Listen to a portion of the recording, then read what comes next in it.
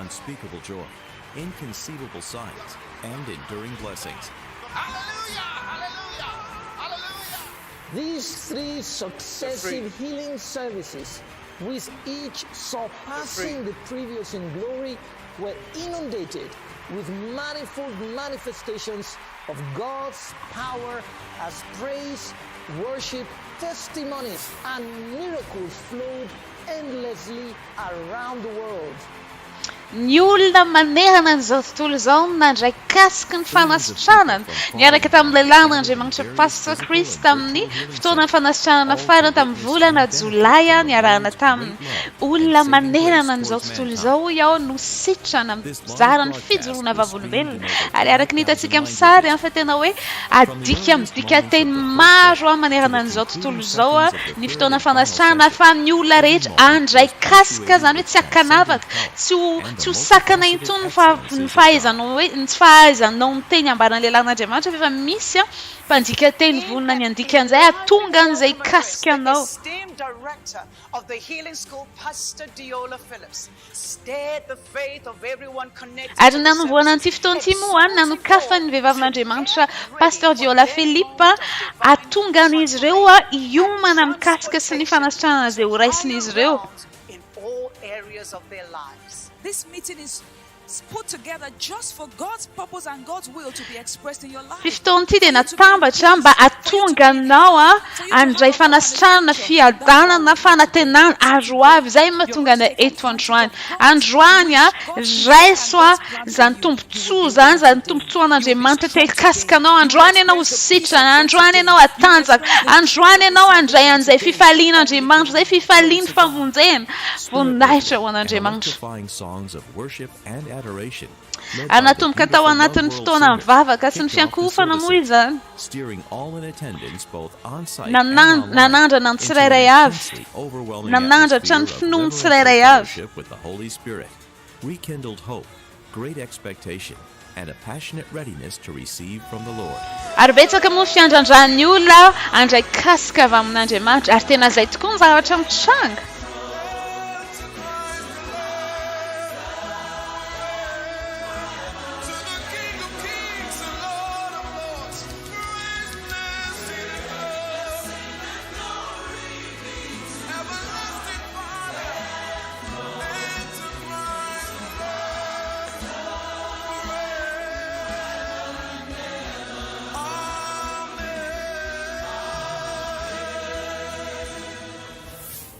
Joyful and high-spirited successive processions. Ary ahitana fifaliana betsaka ny olona nandray ny fanasitranana tonga nizara vavolombela tamin'izany.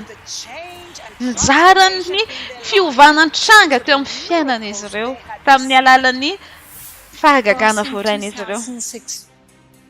Fiarahamatoty izay avy any Afrika Atsimo nanana olana teo amin'ny lohalika teo zany hoe nanomboka sahirana izy nandeha nivilana ozy izy teo amin'ny lohalika. Zany hoe nitapaka ny taolana teo amin'ny lohalika. Dia betsaka moa fandindina izay natao teo aminazy teo betsaka ny miezaka natao mba tonga azy iverina amin'ny laoniny kanefa dia tsy izay mihitsy no nitranga.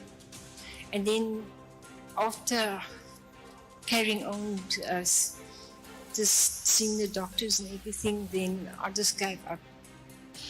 Dia satria moa efa nandeha namonjy dokotera foana dia nanomboka reraka izy. Eritrereto hoe nandritra ny 9 taona izy niaina io zavatra io zany efa tao anatin'ny fahakiviana tanteraka tsy nanana fanantenana intsony.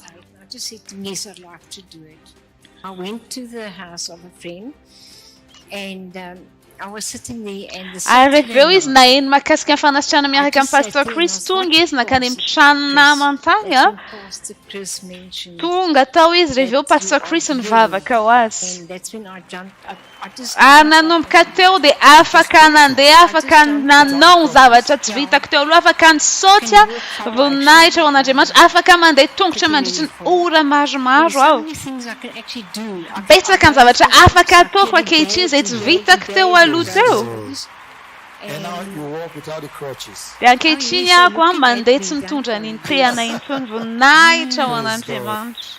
Well, my story it Tantarako started indray last a year in March nanomboka tamin'ny 2021. herintaona volana We Martsa. had a social netball, and my daughter, who was 14 at the time, I wanted to build her netball skills. So what other way to do it but to play with adults?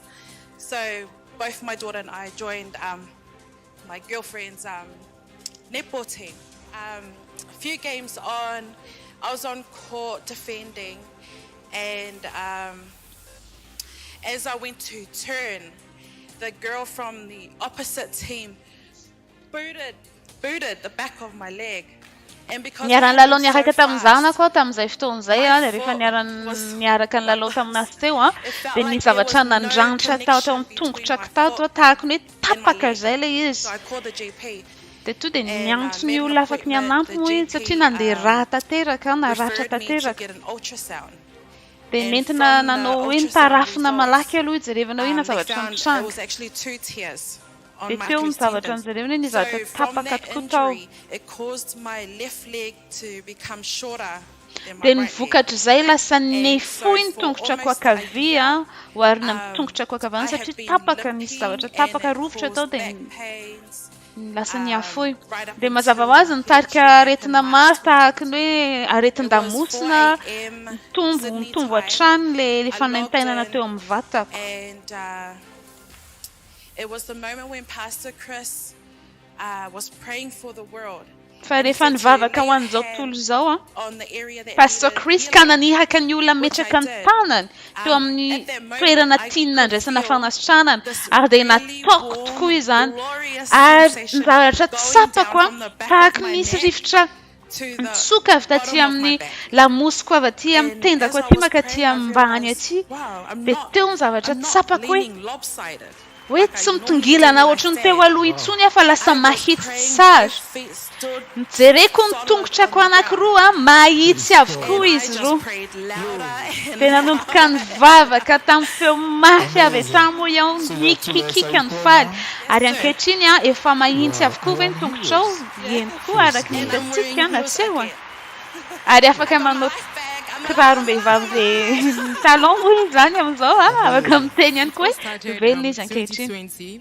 Ny areto pastor dia nanomboka tamin'ny 2020 roa amby roapolo sy roa arivo. Nisy fanaintainana izay teo amin'ny vatako dia navelako teo moa izy fa rehefa nandeha ny fotoana